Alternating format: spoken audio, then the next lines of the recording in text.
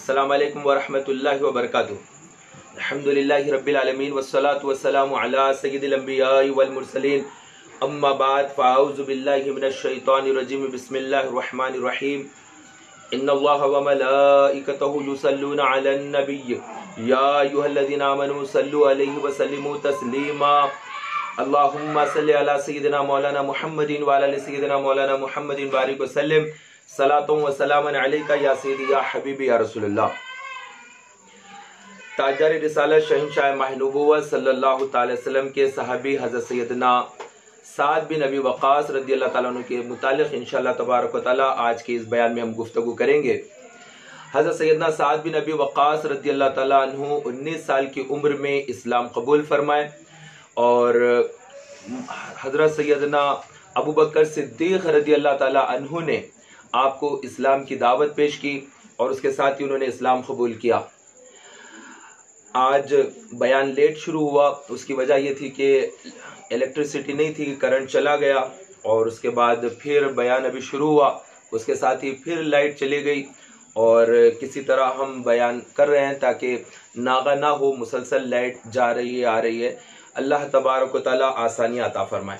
एक मरतबा दुरूद पाक पढ़ लीजिए। अल्लाहुम्मा सल्लि अला सय्यिदिना मौलाना मुहम्मदिन व अला सय्यिदिना मौलाना मुहम्मदिन बारिक व सल्लिम सलातुं व सलामन अलैका या सय्यदी या हबीबी या रसूलल्लाह।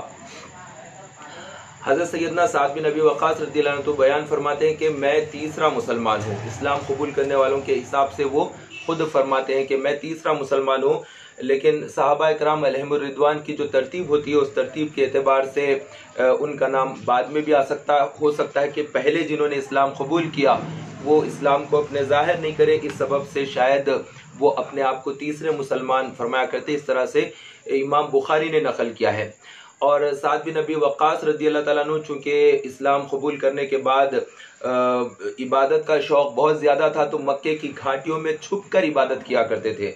घाटियों में जाकर इबादत किया करते, नमाजें पढ़ा करते। एक मरतबा चंद मुसलमानों के साथ एक घाटी में जाकर इबादत कर रहे थे कि वहाँ मुशरिकीन का एक गुरुह आया और उन्होंने अल्लाह तबारक व तआला का मजाक उड़ाया, जिस पर इस्लाम का और अल्लाह का मजाक उन्हें नागवार गुजरा और उन्होंने हज़रत सैयदना साद बिन अबी वक़ास रज़ियल्लाहु अन्हु ने ऊँट की एक हड्डी थी, उस हड्डी से काफिर के सर पर मारा और मुसलसल मारा, जिससे खून उछल कर निकलने लगा। इतना ज़्यादा जज्बा था इस्लाम के ख़िलाफ़ अगर कोई कुछ बोल देता।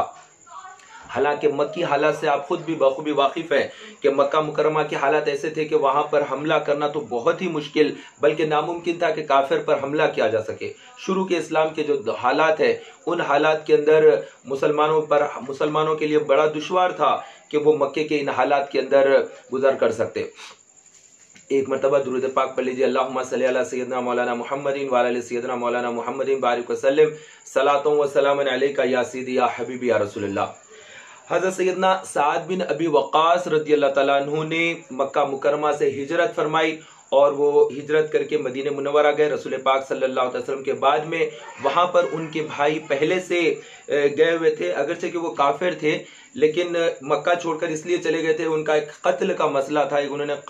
एक शख्स को कत्ल किया था, उसकी वजह से उन्हें इंतकाम का खौफ था, इसलिए उतबा बिन अबी वक़ास नामी इनका भाई मक्का छोड़कर जो कि पहले मदीना चला गया था, उस वजह से हज़रत सैयदना साद बिन अबी वक़ास रज़ियल्लाहु अन्हु मक्का छोड़कर मदीना गए तो अपने भाई के पास उन्होंने क़याम किया। और नबी पाक सल्लल्लाहु अलैहि वसल्लम ने इस्लाम हिजरत के पहले साल में जो गनीम के अंदर नक़्ल व हरकत के लिए एक लश्कर को भेजा तो 80 सवार के साथ हज़रत सैयदना उबैदा बिन हारिस रज़ियल्लाहु तआला अन्हु को रवाना किया। तो हज़रत सैयदना उबैदा बिन हारिस रज़ियल्लाहु अन्हु के साथ में जो सहाबा गए हुए थे उसमें 80 सहाबा में एक हज़रत सैयदना साद बिन अबी वक़ास रज़ियल्लाहु अन्हु है। उन्होंने सबसे पहले इस्लाम की तरफ से तीर फेंका था उन लोगों पर। हालांकि उस वक्त जंग नहीं हुई लेकिन हज़रत सैयदना साद बिन अबी वक़ास रज़ियल्लाहु अन्हु ने एक तीर फेंका तो इस्लाम में सबसे पहले तीर चलाने वाली ज़ात वो हज़रत सैयदना साद बिन अबी वक़ास की है। और इस्लाम में सबसे पहले किसी काफिर को मारना और मारकर उसके सर से खून निकालना मक्का मुकरमा का वाक़या मैंने जैसे बयान किया, वो ज़ात भी हज़रत सैयदना साद बिन अबी वक़ास की है। और हज़रत साद बिन अबी वक़ास रज़ियल्लाहु अन्हु को नबी पाक सल्लल्लाहु अलैहि वसल्लम ने मकाम क़रार یہ مدینے سے کچھ فاصلے پر مقام خرار ہے، وہاں پر نقل و حرکت کافروں کی دیکھنے کے لیے 8 صحابہ کرام کے جتھے کے ساتھ بھیجا، تو وہاں پر انہوں نے جا کر کچھ دن وہاں پر قیام کیا اور اس کے بعد واپس آئے۔ حضرت سیدنا سریہ جو سریہ ہے، حضرت سیدنا عبداللہ بن جہش رضی اللہ عنہ کا سریہ، وہ حضرت عبداللہ بن جہش رضی اللہ عنہ جن کا مزار حضرت سیدنا امیر حمزہ رضی اللہ عنہ کے ساتھ میں ہے، انہی کی قبر میں، ایک ہی قبر مبارک میں 2 صحابہ جو مدفن ہیں، وہ حضرت سیدنا عبداللہ بن جہش رضی اللہ عنہ ہے، تو نبی پاک صلی اللہ علیہ وسلم کے پھوپھی زاد بھائی ہیں، انہوں نے بھی ہجرت کی۔ تو حضرت سیدنا عبداللہ بن جہش رضی اللہ عنہ کو ایک قافلہ دے کر، سردار بنا کر نبی پاک صلی اللہ علیہ وسلم نے انہیں روانہ کیا تھا۔ جب وہ روانہ ہوئے سریہ میں، اس سریہ کے اندر حضرت سیدنا سعد بن ابی وقاص رضی اللہ عنہ بھی تھے۔ اب یہ سریہ کا معاملہ کچھ جدا گانا ہوا۔ یہ سریہ یہاں سے نکل کر جب مکہ، مدینہ اور طائف کے مقام پر ایک بیچ میں ایک علاقہ ہے، وہاں پر جا کر ٹھہر گیا۔ جب وہ نخلستان نامی مقام پر ٹھہرا اور پھر وہ اس سریے کے لوگوں نے مشرکین پر نظر رکھی، اتنے میں قافلہ مسلمانوں کے خلاف میں جو تجارت کر کے جا رہا تھا، یعنی مکہ مکرمہ کے مشرکین کا قافلہ جس کو ابو سفیان لے کر جا رہا تھا، وہ قافلہ ملک شام سے مکہ جا رہا تھا، اس قافلے کے اوپر حملہ کیا تھا اور کچھ لوگ بھاگ بھی گئے، 1-2 آدمی اس میں زخمی بھی ہوئے، ایک شخص مارا بھی گیا۔ تو اس وقت میں رجب کے مہینے کی رجب کی پہلی تاریخ لگ گئی تھی، رجب کی پہلی تاریخ لگ گئی تھی اور مسلمانوں کو اندازہ نہیں تھا کہ چاند ہو گیا ہے۔ انہوں نے سمجھا کہ ابھی رجب کا مہینہ نہیں لگا ہے، یعنی حضرت عبداللہ بن جہش رضی اللہ عنہ سے اجتہادی طور پر یہ اندازہ نہیں ہوا تھا کہ چاند نظر آیا یا نہیں آیا۔ اس اسنا میں یہ مسئلہ کھڑا ہو گیا اور مسلمانوں نے تیر چلایا، زخم آگے لوگوں پر، کافروں پر، اور اس کے بعد وہ لوگ جو ہے پورے مکہ کے اندر بلکہ عرب کے علاقے میں مسلمانوں کو بدنام کرنے لگے کہ مسلمان اب مکہ سے نکل کر مدینہ چلے گئے، مدینہ جانے کے بعد اب ان کے پاس رجب کا احترام بھی نہیں رہا، تو احترام رجب بھی مسلمانوں کے درمیان میں نہیں رہا۔ اس طرح سے نبی پاک صلی اللہ علیہ وسلم کے خلاف میں بولنے لگے تھے مشرکین، اور چونکہ رجب کا مہینے کے اندر جنگ نہیں کی جاتی، جدل نہیں کیا جاتا، دور جاہلیت کے اندر بھی رجب کے مہینے میں اس طرح سے نہیں کیا جاتا تھا، لیکن سریہ عبداللہ بن جہش رضی اللہ عنہ میں اتفاقاً حملہ ہوا تو انہوں نے نہ سمجھ کر پہلی رجب کو حملہ کیا، اور اس سریہ میں، سریہ یعنی نبی پاک صلی اللہ علیہ وسلم نے جس میں بھیجا تھا لوگوں کو، اس سریہ کے اندر خود سعد بن ابی وقاص رضی اللہ عنہ بھی تھے۔ نبی مکرم صلی اللہ علیہ وسلم جب یہ سریہ واپس آ گیا اور مال غنیمت لے کر آیا تو عبداللہ بن جہش رضی اللہ عنہ نے اس مال غنیمت میں سے خمس کا نظام رکھا، یعنی 5واں حصہ جو مجاہدین ہیں ان کے اندر تقسیم کیا۔ تو یہ تقسیم کا جو انداز تھا اللہ تبارک و تعالیٰ کو بہت پسند آیا۔ قیامت تک مجاہدین جو بھی کوئی جنگ کریں گے کافر کے ساتھ اور پھر مال غنیمت حاصل ہوگا تو اس کا خمس کا قانون اس کے بعد سے نافذ ہو گیا۔ یہ بھی اجتہاد تھا حضرت سیدنا عبداللہ بن جہش رضی اللہ عنہ کا، اور عبداللہ بن جہش رضی اللہ عنہ کے ساتھ میں حضرت سیدنا سعد بن ابی وقاص رضی اللہ عنہ بھی تھے۔ اور پھر حضرت سیدنا سعد بن ابی وقاص رضی اللہ عنہ بدر کے موقع پر بہت ہی دلیری کے ساتھ آگے آگے رہے، اور بدر کے موقع میں انہوں نے ایک بہت ہی بہادر کافر تھا جس کا نام تھا سعید بن عاص سرخیل، یہ مسلسل مسلمانوں پر حملے کر رہا تھا، اس پر آپ نے تلوار کے ساتھ ایک زبردست وار کی، اور وار کرنے کے بعد اس کو قتل کر دیا۔ قتل کرنے کے بعد اس کی جو تلوار تھی وہ تلوار بہت ہی خوبصورت تھی، سرخیل کی جو تلوار تھی بہت زیادہ خوبصورت تھی، تو آپ جنگ ختم ہونے کے بعد اس کی تلوار اٹھا لیے کہ تلوار مال غنیمت ہے، مجھے چاہیے۔ اس طرح سے اٹھا کر وہ نبی پاک صلی اللہ علیہ وسلم کی بارگاہ میں آئے، آ کر عرض کیا کہ یا رسول اللہ مجھے یہ تلوار چاہیے۔ نبی پاک صلی اللہ علیہ وسلم نے اس وقت میں تلوار عطا نہ فرمائی، کیونکہ اللہ کی طرف سے ابھی واضح احکام نہیں بیان کیے گئے تھے کہ ان لوگوں کے مال غنیمت کا کیا حکم ہے۔ تو حضرت سعد بن ابی وقاص رضی اللہ عنہ تلوار نہ ملنے پر، اور ساتھ ساتھ ان کے بھائی حضرت سیدنا عمیر رضی اللہ عنہ بھی شہید ہو گئے تھے، 2 غم انہیں بدر کے موقع پر تھے، تلوار کا بھی کہ مجھے اتنی خوبصورت تلوار نہیں ملی۔ تو اس کے بعد نبی پاک صلی اللہ علیہ وسلم نے حضرت سعد بن ابی وقاص رضی اللہ عنہ کو سعید بن آس نامی کافر جس کا نام سرخیل تھا، اس کی جو خوبصورت اور بھاری تلوار تھی وہ تلوار نبی پاک صلی اللہ علیہ وسلم نے انہیں عطا کی۔ یہ بدر کے موقع کے ایسے واقعات ہیں۔ اس کے بعد پھر احد کا واقعہ ہوا۔ جنگ بدر 2 ہجری میں ہوئی اور جنگ احد جو 3 ہجری میں ہوئی۔ اس تیسری ہجری کے اندر حضرت سیدنا سعد بن ابی وقاص رضی اللہ عنہ نبی پاک صلی اللہ علیہ وسلم کے بالکل ساتھ میں تھے اور رسول پاک صلی اللہ علیہ وسلم ان کے ساتھ میں، اور سعد بن ابی وقاص رضی اللہ عنہ سامنے ہوتے اور رسول پاک صلی اللہ علیہ وسلم اپنے ترکش سے تیر نکال کر دیتے۔ کافروں نے حملہ کیا تھا، گھیر لیا تھا مسلمانوں کو۔ یہ اس وقت کی بات بیان کر رہے ہیں جبکہ خالد بن ولید رضی اللہ عنہ اسلام قبول نہیں کیے تھے اور انہوں نے مسلمانوں پر بہت بڑا حملہ کیا تھا۔ اس حملے میں مسلمانوں کو بھاری نقصان ہوا اور اطراف سے جنگ احد کے اندر ہمارے ہاتھوں سے زمین جاتی رہی۔ جو جنگ ہم جیت گئے تھے وہ جنگ دوبارہ پھر ہار گئے، اور اس وقت میں جنہوں نے اسلام کی نگہبانی کی اور اسلام کی حفاظت، خود رسول پاک صلی اللہ علیہ وسلم کی حفاظت کے لیے جو سامنے ٹھہرے رہتے تھے اور مسلسل تیر پہ تیر چھوڑا کرتے تھے، وہ حضرت سیدنا سعد بن ابی وقاص رضی اللہ عنہ ہے۔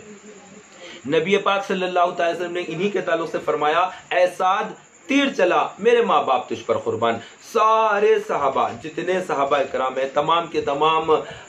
یوں عرض کرتے کہ یا رسول اللہ ہمارے ماں باپ آپ پر قربان، یعنی فدا ہو جانا، قربان ہو جانا اور اپنے آپ کو نثار کر دینا، پیش کر دینا، میں ہی نہیں میرے ماں باپ آپ پر قربان۔ اس طرح سے ہر صحابی کا یہ وتیرہ ہوتا کہ ہمارے ماں باپ آپ پر قربان، یہ ارشاد فرمائیے ہمارے ماں باپ آپ پر قربان، آپ نظر کرم فرمائیے۔ اس طرح نبی پاک صلی اللہ علیہ وسلم کی بارگاہ میں تمام صحابہ کہا کرتے، لیکن حضرت سیدنا سعد بن ابی وقاص رضی اللہ عنہ اور بعض روایتوں کے مطابق حضرت سیدنا طلحہ رضی اللہ عنہ اور حضرت سیدنا زبیر رضی اللہ عنہ کے لیے بھی نبی پاک صلی اللہ علیہ وسلم نے میرے ماں باپ تم پر فدا اس طرح سے فرمایا۔ لیکن زیادہ تر احادیث میں جو واضح طور پر آتا وہ حضرت سیدنا سعد بن ابی وقاص رضی اللہ عنہ کے تعلق سے ہے کہ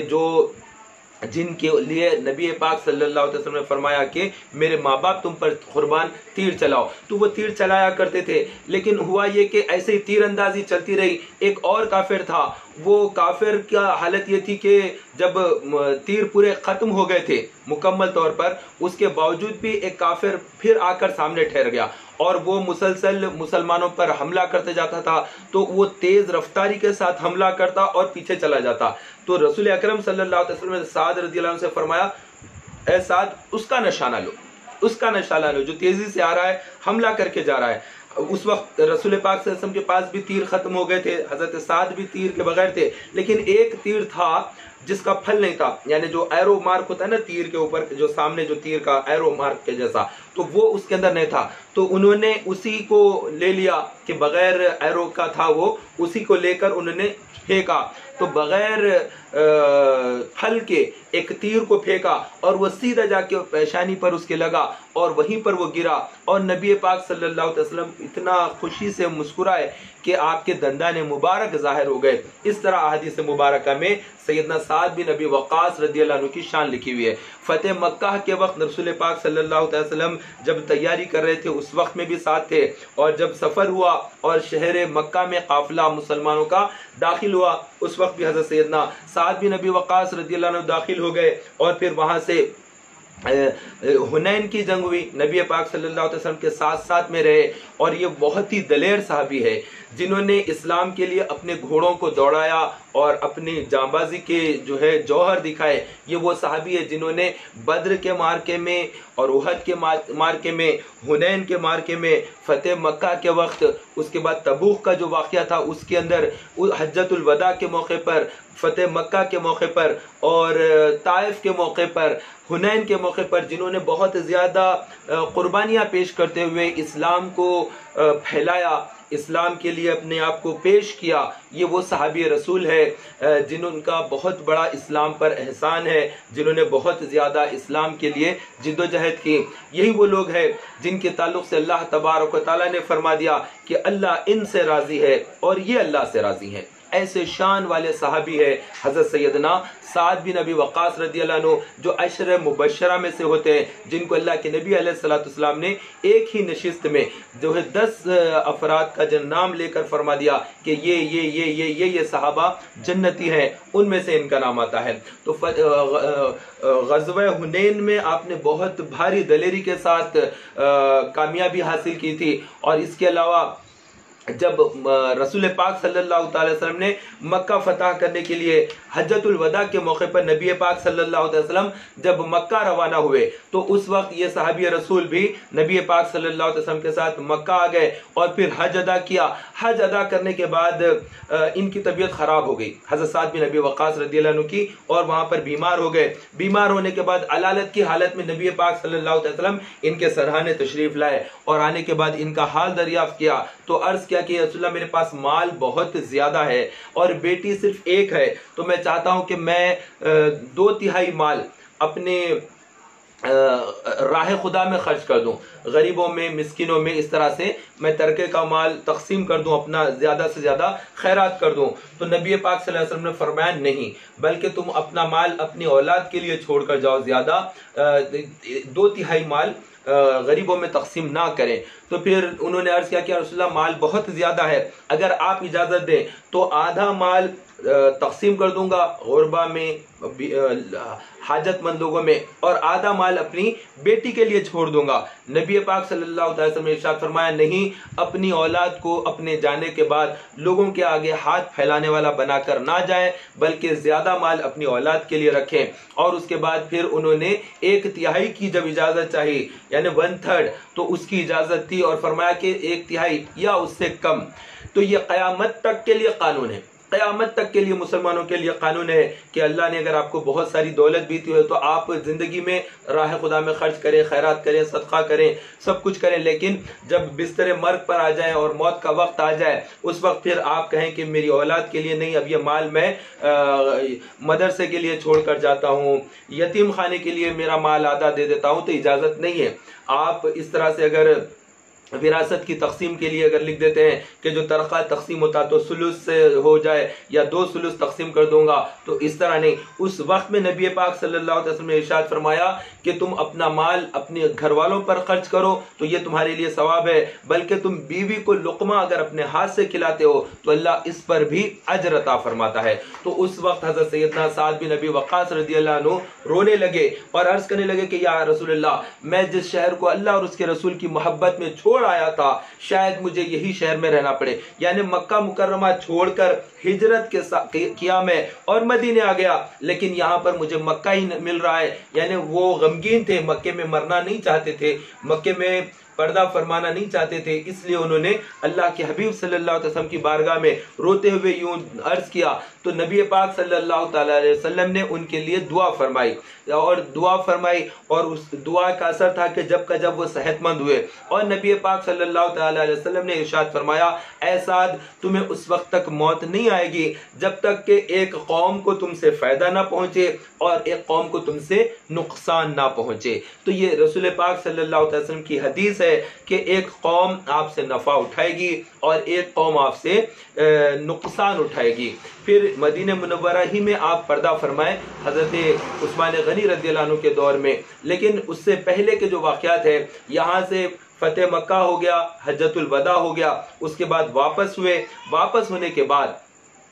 نبی پاک صلی اللہ تعالی علیہ وسلم نے پردہ فرمایا 12 ربیع النور کو۔ اس کے بعد حضرت سیدنا صدیق اکبر رضی اللہ عنہ امیر المومنین ہوئے۔ تو اولین لوگوں نے جو رسول پاک صلی اللہ علیہ وسلم کے صحابہ ہے جنہوں نے سب سے پہلے حضرت سیدنا صدیق اکبر رضی اللہ عنہ کے ہاتھ پر بیعت کی، اس میں حضرت سیدنا سعد بن ابی وقاص رضی اللہ عنہ کا نام آتا ہے۔ انہوں نے بیعت کی اور اس کے بعد 2.25 سال کا عرصہ حضرت صدیق اکبر رضی اللہ عنہ کا دور تھا، اس میں انہوں نے حصہ لیا بھرپور طریقے سے۔ اس کے بعد سیدنا فاروق اعظم رضی اللہ عنہ کا نومینیٹ کر کے حضرت سیدنا صدیق اکبر رضی اللہ عنہ پردہ فرمائے۔ اس کے بعد حضرت سیدنا فاروق اعظم رضی اللہ عنہ کی جب خلافت تھی، اس خلافت کے اندر جو معاملات رہے خلافت کے اندر، اس میں بہت زیادہ جنہوں نے حصہ لیا اس میں حضرت سیدنا سعد بن ابی وقاص رضی اللہ عنہ کا نام آتا ہے۔ حضرت سیدنا سعد بن ابی وقاص رضی اللہ عنہ کو ایران کے لیے جب بھیجا جا رہا تھا جنگ میں، خالد بن ولید رضی اللہ عنہ بھی ہے اس کے اندر، اور حضرت سیدنا ابو عبیدہ رضی اللہ تعالیٰ عنہ کو پہلے بھیجا گیا تھا عراق کی جنگ کے اندر، اور عراق کا جو علاقہ ہے اس وقت کا اسی کسرا کے علاقے کے طرف میں آتا ہے، وہ سارا کا سارا ایران کا ہی علاقہ آتا ہے۔ آج ہم اس کو عراق کی طرف کا کہیں گے، لیکن اس وقت سلطنت ایران تھی اور دنیا کا سب سے بڑا سپر پاور ایران کو مانا جاتا تھا۔ اور حضرت سیدنا فاروق اعظم رضی اللہ عنہ کے دور میں آپ نے ایک لشکر کو بھیجا، تو وہ لشکر تھا حضرت سیدنا ابو عبیدہ بن جراح رضی اللہ عنہ کا۔ وہ لشکر وہاں پر پہنچا اور دریائے فرات کے پاس ادھر کو ٹھہر گیا۔ اب ادھر کو کافر تھے، ادھر کو یہ تھے، وہ لوگ کہہ رہے کہ تم ادھر آؤ یا ہم ادھر آئیں گے۔ تو حضرت سیدنا ابو عبیدہ بن جراح رضی اللہ عنہ نے اپنے گھوڑے دوڑا کر اس سمت میں گئے، لیکن وہ ایک جنگی نقطہ نظر سے اتنا صحیح فیصلہ نہیں بتایا گیا، اس کی وجہ سے وہاں پر فوج کامیاب نہیں ہو پائی تھی۔ لیکن اس کا اثر یہ ہوا کہ کافروں میں مسلمانوں کا رعب اور دھاک بیٹھ گئی، لیکن مسلمانوں کو جنگی کامیابی حاصل نہیں ہوئی۔ اس کے بعد میں پھر حضرت سیدنا فاروق اعظم رضی اللہ عنہ کے دربار میں یہ بات آئی کہ وہاں پر ابو عبیدہ جنگ کے اندر کامیابی حاصل نہیں کر پا رہے ہیں، تو اس وقت میں اب کسی اور صحابی کے ساتھ میں وہاں پر بھیجنا ہے اور عراق کو فتح کرنا ہے۔ ایک بہت ہی بڑا مرحلہ آ گیا ایران کو فتح کرنا، ساتھ ساتھ ایران، یہ عراق اور اس کے علاقے تمام کے تمام وہ علاقے۔ اب ایک بات یہ تھی کہ عرب کے جو قبائل تھے نبی پاک صلی اللہ تعالی وسلم سے پہلے سے، اور ادھر ایران کی جو سلطنت تھی وہ صدیوں سے چل رہی تھی، صدیوں سے وہ سلطنت چل رہی تھی۔ وہاں کے سپہ سالار، وہاں کے فوج اور کسرا کے بادشاہ، ایک شاہی سلطنت، ایک شاہی حکومت تھی، اور اس حکومت کو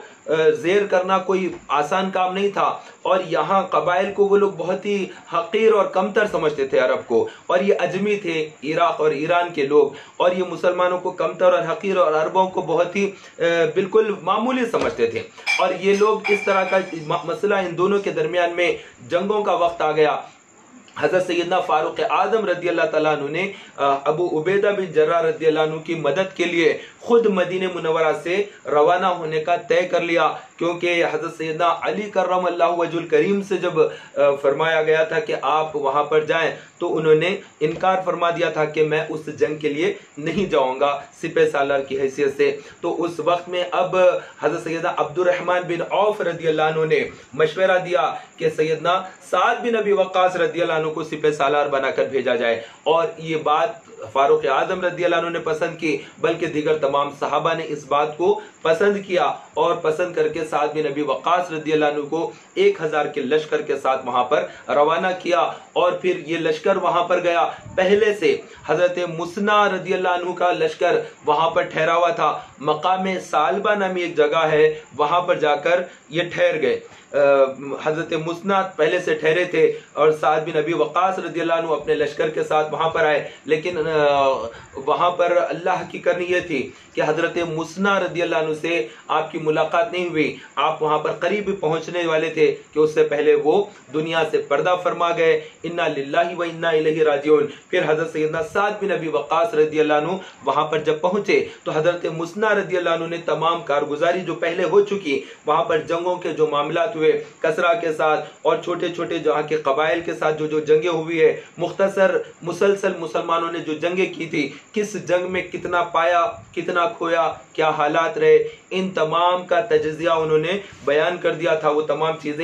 تمام چیزوں کا خط اور وہ تمام باتیں حضرت سیدنا سعد بن ابی وقاص رضی اللہ عنہ کو حضرت مسنا رضی اللہ عنہ کے ایک قاصد نے جو وہاں پر اس وقت میں قائم کیے گئے تھے انہوں نے بیان کر دیا۔ اور اس میں حضرت سیدنا عمر بن مادی رضی اللہ تعالیٰ عنہ یہ وہاں پر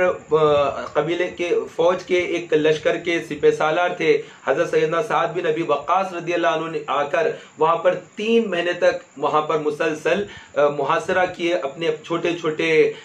جو قلعے تھے ان کو فتح کرتے ہوئے۔ اس کے بعد پھر رستم نامی جو ایران کا بہت بڑا فوجی سپہ سالار تھا وہ بڑا لشکر لے کر آیا، اور لشکر لانے کے بعد بعد اس کے ساتھ گھماسان کی جنگ ہوئی. حضرت سیدنا سعد بن ابی وقاص رضی اللہ عنہ مسلسل جنگ کے اندر تھے. کئی دن لڑائی ہوتی، صبح سے شام ہو جاتی، لیکن کوئی رزلٹ نہیں آتا، کیونکہ رستم ایک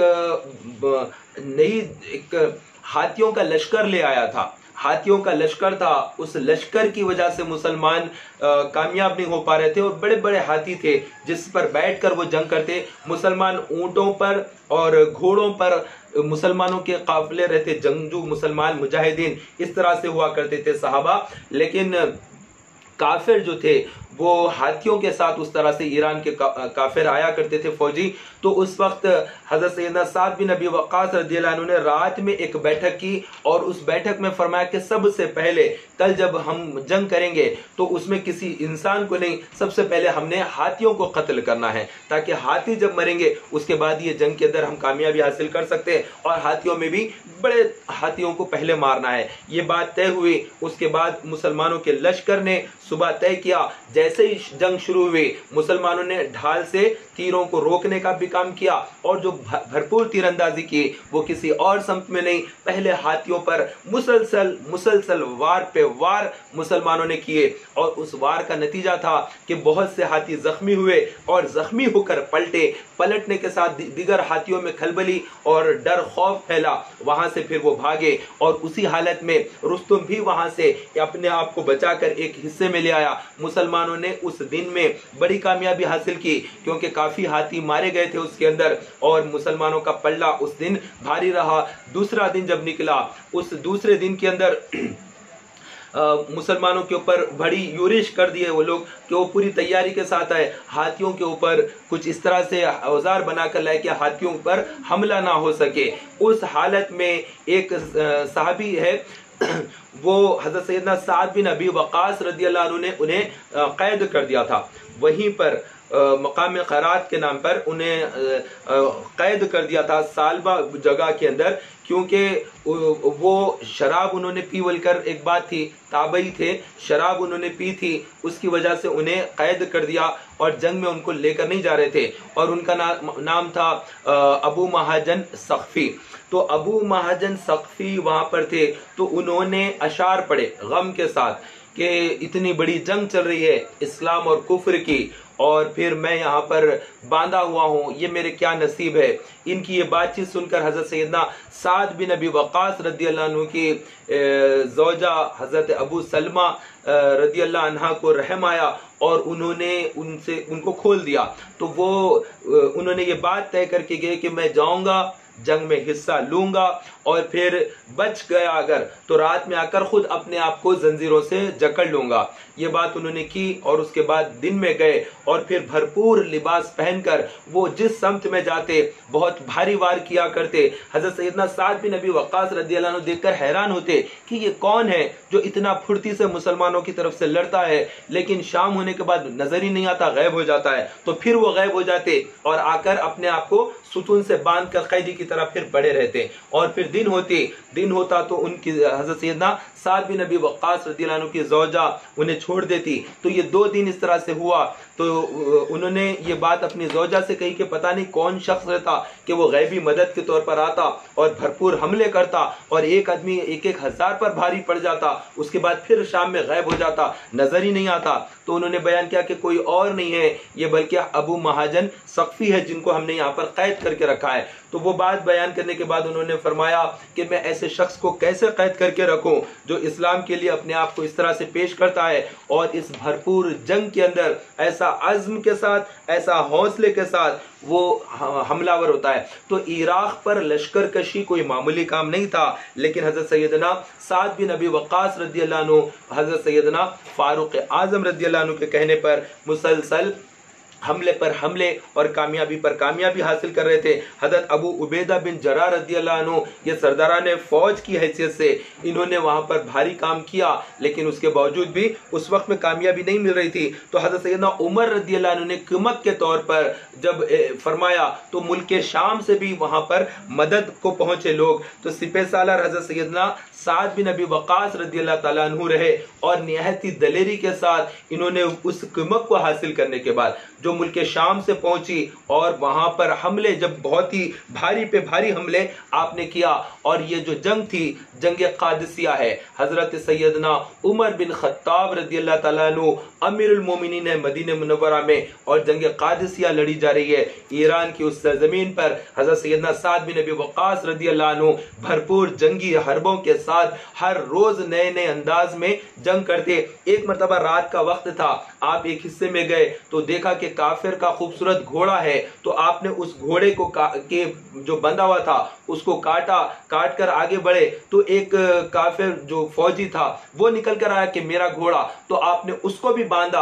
کر اس کو بھی ساتھ لے کر اپنے حلقے میں آ گئے، اور جیسے آپ واپس آئے اس کے ساتھ ہی بہت ساری معلومات حاصل ہوئی جنگ کے اعتبار سے، وہاں پر کیا تیاریاں ہیں اور وہ کیا چاہتے ہیں اور کیا کرنا چاہیے، یہ تمام چیزوں کا معلومات کا انبار حاصل ہوا، اس کا فائدہ بہت زیادہ حاصل ہوا۔ اور اس کے بعد مسلمانوں کو ایک جاسوس کی طرح وہ شخص حاصل ہو گیا، اور پھر اس کے بعد حضرت سیدنا سعد بن ابی وقاص رضی اللہ عنہ نے ایک بڑے جتھے کو وہاں کے حالات کی جاسوسی کے لیے لگایا کہ وہ معلوم کریں کہ کس طرح سے ہم جنگ کو کامیاب ہونے کے لیے وہاں پر کون کون کس انداز میں ٹھہرے ہیں، اور جنگ کے ان کی کیا آگے حربی انداز ہوں گے۔ اس کے اوپر حضرت سیدنا سعد بن ابی وقاص رضی اللہ عنہ نے محنت کی، اور اللہ کا کرم یہ ہوا کہ وہاں کے بہت سے حالات آپ کو پیشگی اطلاع ہوتی گئی ایسا ایسا ہونا ہے۔ اور اس کے بعد کوسی نام کی ایک جگہ ہے، تاریخی جگہ ہے کوسی نامی، اس جگہ تک آپ فتح کرتے ہوئے پہنچے، ایک ایک فوج کا لشکر ناکام ہوتا گیا، آپ آگے بڑھتے چلے گئے۔ کوسی نام کی جو جگہ ہے، عراقی لشکر پر شکست دیتے ہوئے عرب کے مردان وہاں تک پہنچے۔ یہ صحابہ کا گروہ ہے، مسلمانوں کا قافلہ جو کوسی پہنچا۔ یہ وہ جگہ ہے جہاں پر حضرت سیدنا ابراہیم علیہ السلام کو نمرود نے آگ میں ڈالا تھا اور وہ آگ گلزار ہوئی تھی، وہ تاریخی مقام ہے۔ اس مقام پر بھی قافلہ پہنچ گیا مسلمانوں کا، اور اس جگہ پر جانے کے بعد حضرت سیدنا سعد بن ابی وقاص رضی اللہ عنہ نے بڑھ چڑھ کر مستحکم ہمت کے ساتھ آگے بڑھے، اور ایک مقام آتا اس کے آگے، وہ مقام تھا بحیرہ شیر۔ بحیرہ شیر اس لیے کہتے تھے اس کو ایران میں کیونکہ ایران کے جو بادشاہ تھے کسرا، ان لوگوں نے چند شیروں کو وہاں پر رکھا تھا۔ شیر جو ہوتے جانور، ان جانوروں کو وہاں پر رکھا کہ اگر کوئی فوج آ جائے تو اس فوج پر شیروں کو چھوڑ دینا ہے، تاکہ وہ شیر جائیں گے اور جا کر اس سمت میں فوجیوں کو ختم کر دیں گے سامنے۔ تو اس طرح سے بحیرہ شیر نامی اس جگہ تھی، وہاں تک مسلمانوں کا قافلہ پہنچا، اور پہنچنے کے بعد حیران کن بات یہ تھی کہ حضرت سیدنا سعد بن ابی وقاص رضی اللہ عنہ وہاں پر پہنچنے کے بعد شیروں کو چھوڑا گیا، اور 2 ماہ تک مسلسل محاصرہ کیا گیا، اور اس کے بعد جیسے انہوں نے شیروں کو چھوڑا تو مسلمانوں نے، صحابہ کرام نے ان شیروں کو بھی قتل کیا۔ تو اس کے بعد سے کافروں کے دل میں ایک روب، ایک مسلمانوں کا دبدبہ، عرب کی شان ان کے دل و دماغ پر بیٹھ گئی کہ یہ مسلمان بہت ہی دلیر ہے۔ تو یہ مسلمانوں کے جو سپہ سالار ہیں، انہوں نے بہت ہی بھاری کام کیا، اور جو شیر حملہ ور ہوتے ہیں تو ان شیروں کو بھی نہایت بہادری کے ساتھ انہیں ہلاک کیا ہے۔ تو ایرانی فوجیں ان چیزوں کو دیکھ کر تنگ آ گئی، پھر مسلمانوں نے اس قلعے کا محاصرہ کیا۔ تو پھر محاصرہ کرنے کے بعد وہ قلعہ مسلمانوں نے فتح کیا، اور فتح کرنے کے بعد اب مسلمانوں کا لشکر اور آگے کی طرف جانا تھا۔ ایران کے علاقے فتح ہونے لگے، عراق کے علاقے فتح ہونے لگے۔ فاروق اعظم رضی اللہ عنہ کا مبارک دور ہے، اسلام پھیل رہا ہے، بڑی تیزی کے ساتھ پھیل رہا ہے، اور پھیلانے والے حضرت سیدنا سعد بن ابی وقاص رضی اللہ عنہ ہے۔ اور جتھے کے جتھے جس طرف جاتے وہ جا کر وہاں پر کامیابی حاصل کرتے۔ کیسے کامیابی حاصل نہ کرتے؟ نبی پاک صلی اللہ تعالی علیہ وسلم نے ارشاد فرمایا، میرے بعد ایک دور ہوگا کہ لوگ ڈھونڈیں گے کہ میرے صحابہ کو میں ایک نظر دیکھ لوں۔ تو ان لوگوں میں کوئی کہے گا کہ اگر ہم جنگ کے لیے جا رہے ہیں، اللہ کے حبیب صلی اللہ علیہ وسلم کے اگر کوئی صحابی ہے تو اس صحابی کو جنگ کی طرف لے کر چلتے ہیں تاکہ اس جہاد میں کامیابی مل جائے۔ یعنی ایک اگر صحابی نظر آ جائے تو بہت بڑی بات ہے، یہ وقت آئے گا۔ پھر نبی پاک صلی اللہ علیہ وسلم نے ارشاد فرمایا، پھر ایک دور وہ بھی آئے گا کہ لوگ کہیں گے کہ اگر کوئی صحابی کو دیکھا ہوا ہو، رسول پاک کا صحابی نہیں بلکہ صحابی کو اگر دیکھا ہوا کوئی ہو یعنی تابعی، تو وہ اگر مل جائے تو ہم ان کو لے کر جہاد کے موقع پر جائیں گے تاکہ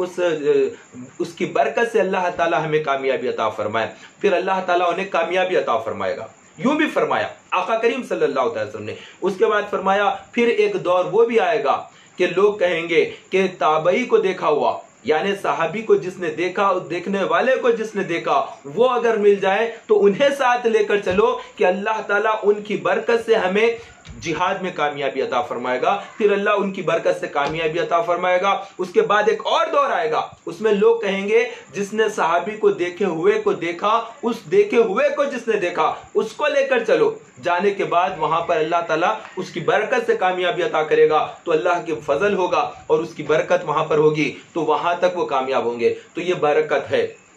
रसूल पाक सल्लल्लाहु अलैहि वसल्लम की बरकत जो सहाबा को पहुंची। ये सहाबी क्या है? दरअसल दीदार मुस्तफ़ा की वजह से इनके ये मकाम मिला, ये कोई अमल की वजह से नहीं है। बहुत सारी नमाजें पढ़ ले हम, बहुत सारी नमाजें पढ़ ले, तब भी कोई सहाबा के अमल के बराबर नहीं हो सकता है। वो जो किताबों में जिन्होंने लिखा है कि बाज़ मरतबा उम्मती जो है अमल में नबी से बढ़ जाता है, इंतहाई गलत जुमले है, वो बहुत गलत है। तो ये इस तरह के हराम जुमले हैं जो लोग लिख जाते हैं, मर जाते हैं कब्रों में, पता नहीं कितना इनको अजाब होता हो कि इस तरह लिख कर मरते हैं कि कभी कभी उम्मती भी नबी से बढ़ जाता है अमल में। तो इस तरह से लोगों ने लिखा है, देवबंद के बाद उलमा ने इस तरह की चीजें लिखी है। तो इस चीज को बिल्कुल गलत मानना चाहिए, क्योंकि आमाल का एतबार नहीं है, बल्कि नबी पाक सल्लल्लाहु अलैहि वसल्लम ने इरशाद फरमाया कि अगर तुम लोग मेरे बाद वाले अगर उहद पहाड़ के जितना सोना अगर खैरात कर दें और मेरे सहाबा कुछ जौ अगर खैरात कर दें, तो अल्लाह के नजदीक उस जौ का सवाब उहद पहाड़ के सोना खैरात करने से ज्यादा है। तो ये सवाब उनको है। तो सवाब जो मिलता है वो निगाह रिसालत की वजह से मिल रहा है। नबी पाक सल्लल्लाहु अलैहि वसल्लम को जिसने ईमान की हालत में देखा, देखने के बाद ईमान की हालत में फौत हुआ, वो सहाबी है। उसके अगर बड़े बड़े गुनाह भी हैं पहले, जैसे वहशी का वाक़या हमने बयान किया, हज़रत सैयदना अमीर हमजा रज़ियल्लाहु अन्हु का कातिल, तो इतना बड़ा गुनाहगार, इतना बड़ा खताकार हज़रत सैयदना अमीर हमजा रज़ियल्लाहु अन्हु को छुप कर कत्ल किया उहद के मैदान में, और फिर उनके जिस्म के हिस्से को निकाल दिया गया, आंखों पर नेज़े मारकर फोड़े गए, होंठ काट लिए गए, इतना ज्यादा उन पर जुल्म करने वाला। लेकिन जब वो दाखिल इस्लाम हो गया तो उसके तमाम गुनाह खत्म हो गए, उसके गुनाह बख्श दिए गए, क्योंकि उसने कलमा पढ़ा। कोई भी काफिर जब कलमा पढ़ लेता है तो उसके साबिक़ा तमाम गुनाह बख्श दिए जाते हैं। ये इस्लाम का अंदाज है। और फिर उसके बाद वो जब सहाबी हो गया, क्योंकि नबी पाक सल्लल्लाहु अलैहि वसल्लम का दीदार कर लिया हो, तो इस तरह से हज़रत सैयदना साद बिन अबी वक़ास रज़ियल्लाहु अन्हु, वो सहाबी रसूल जिनके लिए खुद नबी पाक सल्लल्लाहु अलैहि वसल्लम ने इरशाद फरमाया कि ऐ साद तीर चला, मेरे माँ बाप तुझ पर फिदा, मेरे माँ बाप तुझ पर कुर्बान, तू तीर चला। तो नबी पाक सल्लल्लाहु अलैहि वसल्लम जिन्हें इस तरह बयान करते हैं, वो सहाबी जब सिपह सालार हो और खुद अमीरुल मोमिनीन फारूक आजम रज़ियल्लाहु अन्हु हो और नबी पाक सल्लल्लाहु अलैहि वसल्लम की बिशारत हो कि फतह होगा ईरान और कसरा हारेगा और मुसलमान कामयाब होंगे, इसके बाद फिर कामयाबी ना मिले, तो क्या नामुमकिन बात है कि ऐसा ना हो, बल्कि होना ही होना है। इसके बाद मदाइन के जो इलाके थे, वो मदाइन के इलाके भी हज़रत सैयदना साद बिन अबी वक़ास रज़ियल्लाहु अन्हु ने फतह किए। और फिर वो रुस्तुम जो था वो जाकर एक जगह पर ठहर गया और बड़ी फौज को जमा करके, एक दरिया है उस दरिया के उस समत में वो ठहर गया। और फिर सहाबा इकराम अलैहिमुर रिदवान दरिया के इस समत में है, और बहर शीर और मदाइन ये दोनों के दरमियान में दजला नामी इराक का बहुत बड़ा दरिया है। उस दजला के इस समत में सहाबा का काफिले थे जो मक्का मुकर्रमा और मदीने मुनव्वरा और दिगर इलाकों से मुसलमान वहां पर पहुंचे, और उधर से मदाइन के इलाके कब्जे में आए मुसलमानों के, और फिर ईरान के वो इलाके हाबुल बाबुल, ये बाबुल का इलाका, उसको फतह करने के बाद असल जो कसरा के इलाके है वो फतह होना बाकी है। उस सम से काफिरों का लश्कर आकर ठहरा, तो अब उन्होंने पुल तोड़ दिए, जितने पुल थे, जो ब्रिज पार करके जाना था वहां पर, तो मुशरिकीन ने, कसरा के फौजी सिपह सालारों ने उस पुल को तोड़ दिया ताकि मुसलमान उस समत में ना आ सके। लेकिन ये सहाबी रसूल साद बिन अबी वक़ास रज़ियल्लाहु अन्हु है, इन्होंने उस वक्त में एक जबरदस्त तकरीर की और जबरदस्त खिताब किया, और खिताब करते हुए अपने असहाब से, अपने साथियों से फरमाया कि हम यहाँ पर नहीं रुकेंगे, अगर उन्होंने हमारे दरमियान में पुल तोड़ दिया है हम यहाँ नहीं रुकेंगे, बल्कि हम पुल के बगैर भी दरिया को पार करेंगे। दरिया دریائے دجلہ کے اندر مسلمانوں نے گھوڑے ڈال دیے. گھوڑے ڈال کر اب مسلمان آپس میں باتیں کرتے ہوئے گھوڑوں پر سے گزر رہے تھے. وہ لوگ جو دیکھے, کافر جو دیکھے, ششدر رہ گئے مسلمانوں کو دیکھ کر کہ یہ کیسے لوگ ہیں. کہا کہ یہ جنات ہیں, دیو ہیں, کون ہیں جو دریا کے اندر گھوڑے ڈال دیے؟ اس آیت تو کبھی پہلے دیکھا نہیں. دشت تو دشت, دریا بھی نہ چھوڑے ہم نے, بحر ظلمات میں دوڑا دیے گھوڑے ہم نے. ڈاکٹر اقبال نے کیا خوب ان واقعات کو نقل کیا ہے. تو یہ وہ مسلمانوں کا قافلہ تھا, یہ وہ لشکر تھا, اور اس کے میر کاروان حضرت سیدنا سعد بن ابی وقاص رضی اللہ عنہ ہے. یہ ایک جد و جہد تھی, ایک بہت بڑی مہم تھی جس پر بھیجا گیا تھا. خاص طور پر یہ وہ اصحاب رسول میں سے ہیں جنہوں نے اسلام کے لیے سب سے بڑی جنگ بدر میں حصہ لیا, احد میں حصہ لیا, حنین میں حصہ لیا, فتح مکہ میں حصہ لیا, اور رسول پاک صلی اللہ علیہ وسلم کے ساتھ حج ادا کیا. اور اس کے بعد صحابی رسول حضرت عبد الرحمن بن عوف کے مشورے پر, حضرت سیدنا فاروق اعظم رضی اللہ عنہ کے حکم پر ایک بڑا لشکر لے کر مدینہ منورہ سے روانہ ہوئے. اور کسرا جو کہ اس وقت کا سپر پاور ہے, اس سپر پاور کے گھٹنے ٹیک دینا اور رستم کو مار بھگانے کا کام کر رہے تھے. اور پھر جیسے ہی قافلے وہاں پر پہنچے, کافر ویسے ہی ڈر کر بھاگ گئے. مسلمانوں کا لشکر دریا کے اس سمت میں گیا دجلہ کے, تو کافروں کا ایک جتھا ٹھہر گیا, ایک جتھا ویسے ہی ڈر کر بھاگ گیا. اور پھر مسلمانوں نے ان لوگوں سے لڑا اور عراق کے اس علاقوں کو مسلمانوں نے فتح کیا, اس لشکر کو قتل کیا. اور اس کے بعد رستم جو تھا وہ بھاگ کھڑا ہوا, تو ایک صحابی رسول اس کا پیچھا کرے اور جا کر اس کو وہاں پر راستے میں قتل کرے. تو تمام عراق کے علاقے فتح ہوئے, اور وہاں سے پھر مسلمانوں کے لیے بہت بڑا مال غنیمت آیا. اتنا مال غنیمت, اتنا سونا چاندی ہیرے جواہرات, انبار کا انبار وہاں سے پیک کیا گیا. اور پھر نبی پاک صلی اللہ علیہ وسلم کے مبارک شہر مدینہ منورہ میں وہاں سے آیا. اور اس کے بعد حضرت سیدنا سعد بن ابی وقاص رضی اللہ عنہ نے کو حضرت فاروق اعظم نے حکم دیا کہ ایک نیا شہر بناؤ, ایک نیا شہر قائم کرو اس علاقے میں, اور وہ فوجی چھاونی کے نظریے کے ساتھ ہو, اور ایک بڑا شہر ہو. ایک نیا شہر بنانے کا حکم دیا. تو حضرت سیدنا سعد بن ابی وقاص رضی اللہ عنہ نے کوفہ نامی شہر وہاں پر بسایا. تو وہ کوفہ ہے جس کو حضرت سیدنا سعد بن ابی وقاص رضی اللہ عنہ نے بنایا. یہ بھی وہ کوفہ ہے جہاں کے لوگوں نے بعد میں پھر حضرت سیدنا امام حسین رضی اللہ عنہ کو قتل کیا, ناحق قتل کیا. تو اس طرح کے جو واقعات ہوئے ہیں, تو یہ ہے اس جگہ کو منتخب کر کے اس کا نام سے ایک وسیع شہر کی جنہوں نے بنیاد ڈالی, وہ سعد بن ابی وقاص ہے. اور وہاں پر ایک بہت بڑی مسجد بنائی جس میں 40,000 لوگ ایک ساتھ نماز ادا کر سکتے تھے, اتنی بڑی گنجائش تھی. وہ مسجد انہوں نے بنائی, اور اس کے قریب میں بیت المال بنایا. بیت المال بنا کر وہاں پر رکھا, لیکن اتفاق ہوا کہ بیت المال میں چوری ہو گئی. تو پھر انہوں نے امیر المومنین کے پاس خبر بھیجی کہ بیت المال کے اندر راتوں رات چوری ہو گئی ہے. تو پھر حکم دیا کہ مسجد کو بیت المال سے ملا دیا جائے تاکہ مسلمانوں کا آنا جانا رہے 5 وقت, تو پھر چوری کا امکان کم ہو جائے گا. اس کے بعد بیت المال کو مسجد کے ساتھ ملا دیا گیا, اور پھر وہاں پر ایک مضبوط حکومت قائم کی حضرت سیدنا سعد بن ابی وقاص رضی اللہ عنہ نے. اس کے بعد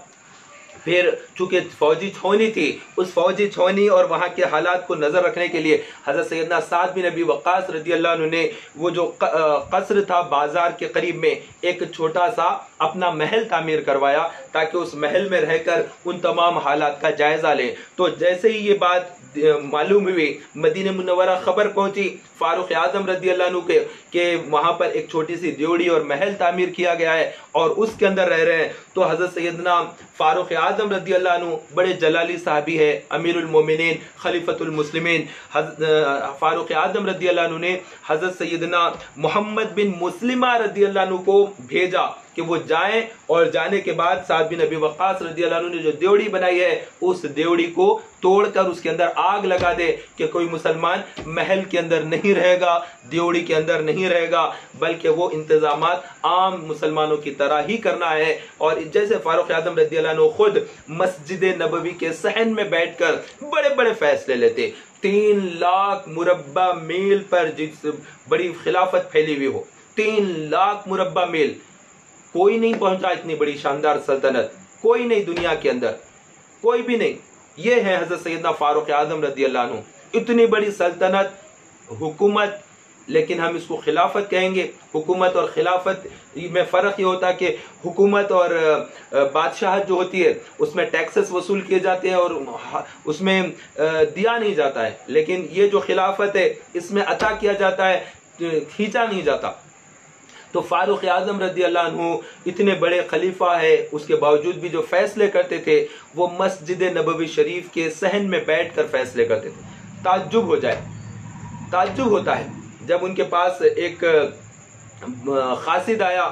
عطر کی شیشی لے کر کہ بہت ہی قیمتی عطر کی شیشی ہے، ہمارے یہاں بہت بڑی ہے، وہ لے کر آ کر تحفے میں پیش کیا۔ تو اس وقت مسجد نبوی کو بڑی کر رہے تھے، تعمیر کا کام چل رہا تھا، تو فاروق اعظم رضی اللہ عنہ مٹی کو کھندل رہے تھے۔ اس زمانے میں ردے کے دیواریں ہوتی تھی، مٹی کو کھندلا جاتا اور کھندلنے کے بعد اس کو پھر لے کر اینٹوں کی طرح اس کو بنا کر ردے کے دیواروں پر دیواریں ٹھہرائی جاتی اور اونچی دیواریں کی جانے لگتی تھی۔ تو اس وقت جب عطر آیا تو آپ نے وہ عطر لگانے کے لیے نہیں رکھا، بلکہ فرمایا کہ یہ تو مسجد کے لیے زیادہ بہتر ہے، تو وہ مٹی کے اندر انہوں نے ڈال دیا، ڈال کر اس مٹی سے مسجد نبوی شریف کی تعمیر میں استعمال میں لایا۔ تو کیسی سادگی، کیسا مزاج، جن کے دسترخوان پر 2 سالن نہ ہوتے وہ امیر المومنین فاروق اعظم رضی اللہ عنہ، تو انہوں نے اس چیز کو پسند نہ کیا کہ ان کے کوئی گورنر اس طرح سے محل یا کوئی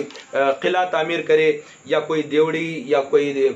حویلی تعمیر کر کے اس میں رہے، تو اس طرح سے منع کیا۔ اور اس وقت سعد بن ابی وقاص رضی اللہ عنہ خاموشی سے دیکھ رہے تھے کہ کس طرح سے مدینہ منورہ سے آئے ہیں اور آ کر جلا رہے ہیں، اور پوری کی پوری دیوڑی کی ان کو جلا کر خاک کر دیا، توڑ کر پھر واپس مدینہ منورہ چلے گئے۔ اس کے بعد حضرت سیدنا سعد بن ابی وقاص رضی اللہ عنہ نے سادی طریقے سے رہ کر کام کاج نبھانا شروع کیا۔ اس کے بعد پھر انہوں نے اجازت مانگی کہ اب اور آگے کے علاقے فتح کرنے کی اجازت دی جائے تاکہ ہم آگے بڑھیں۔ تو اس وقت پیغام آیا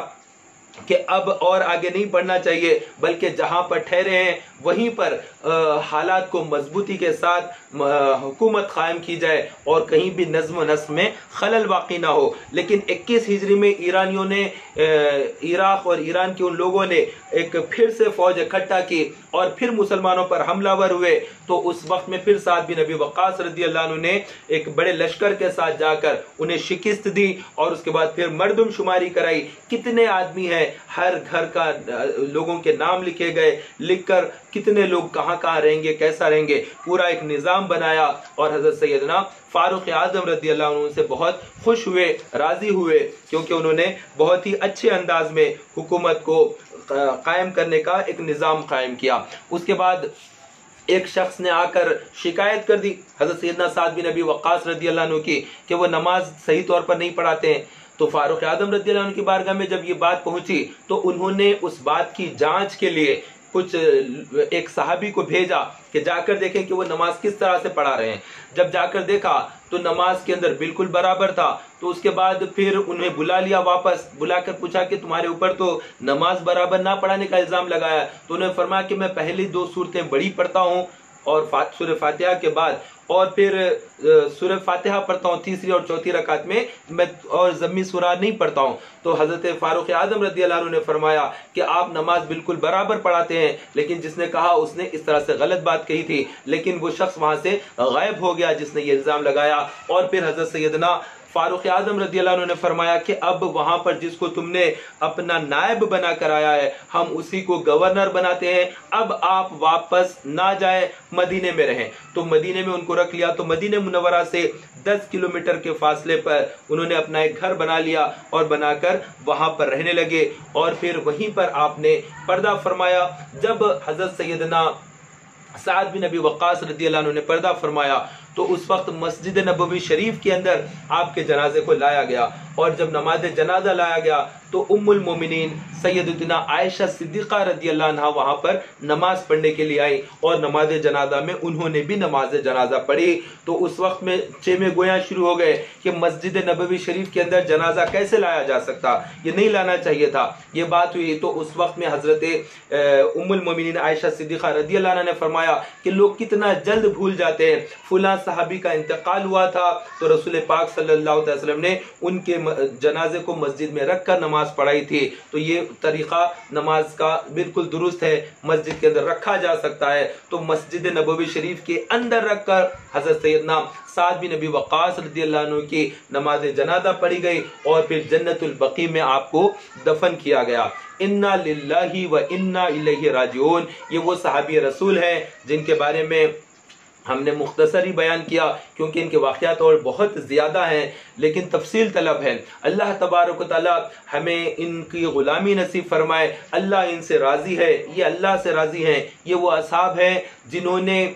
تلوار اٹھائی ہے، تیر اٹھایا ہے اور زخم کھائے ہیں، جسم کو چھنی کیا ہے اسلام کی خاطر، اللہ کے لیے، اللہ کے رسول کے لیے. اللہ نے انہیں کامیابی عطا فرمائی، ان کے مقام اور مراتب کو اتنا بلند کیا کہ کوئی قیامت تک ان کے جیسا نہ پیدا ہو سکتا ہے نہ وہ کوئی پیدا ہوگا. یہ وہ لوگ ہیں جو افضل ترین لوگ ہیں، جن کا شمار عظمت والوں میں ہوتا ہے. یہ صحابہ کرام علیہم الرضوان ہے. ان کا نام لینا، ان کا ذکر کرنا، ان کو یاد کرنا گناہوں کا کفارہ بن جاتا ہے، عبادت ہو جاتی ہے. ہم جب ان کا نام لیتے ہیں، ان کے واقعات سنتے ہیں تو ہمارا خون دوڑتا ہے کہ ہم بھی اسلام کے لیے کچھ کریں. ہماری نمازیں، ہمارا روزہ، ہمارا تقوی، طہارت، عبادت، یہ تمام چیزوں کے لیے ایک بہتر پہلو نکل آتا ہے جب ہم ان کے واقعات سنتے ہیں. اللہ تبارک و تعالی ہمیں ان صحابہ کرام علیہم الرضوان سے شدید محبت عطا فرمائے اور ان کے نام نامی اسم گرامی پر کٹ مرنے کی ہمیں توفیق عطا فرمائے. آمین بجاہ نبی الامین وصلی اللہ تعالی علیہ وسلم. ضرور شیئر فرما دیں تاکہ دیگر بھائیوں تک یہ پیغام پہنچے. حضرت سیدنا سعد بن ابی وقاص رضی اللہ عنہ کے صدقے اللہ ہم سب کی مغفرت فرمائے. صلی اللہ تعالی علیہ وسلم.